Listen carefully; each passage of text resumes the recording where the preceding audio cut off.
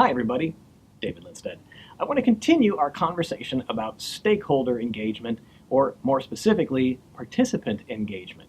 And I want to talk about two advantages that the readiness test can give to you, or even using something like the methodology in the readiness test can give to you. And the two things I want to talk about, first of all, I want to talk about the simplification. So one of the things that the methodology does is to take what could be a rather confusing process, a confusing discipline.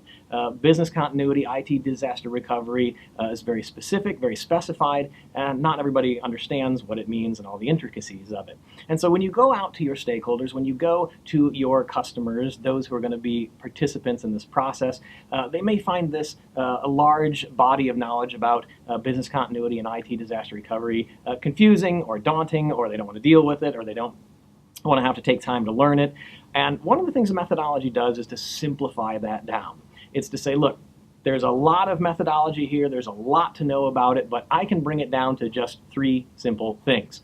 At time of disaster, you need to have some stuff, you need to know what to do with that stuff, and you need to have a certain discipline, a certain capacity to be able to deal with the situation at hand, right? So you've got your resources, your procedures, and your competencies.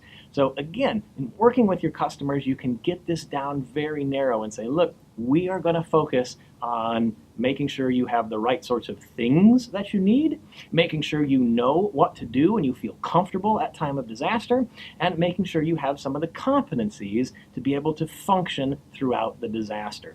And in that way, you can really narrow down the discussion. You can make it very simple, you can make it very focused, and not very threatening.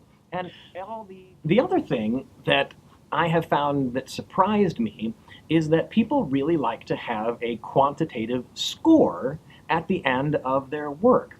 I had thought when I first started working with this kind of an assessment tool that people would be turned off by saying, you know, well, 53%, what does that mean? Or 70%, I feel like it should be better than that.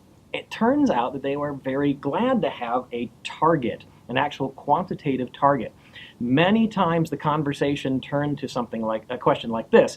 So I see that you have a score here of recoverability. Well, let's say preparedness, a preparedness score of 64%.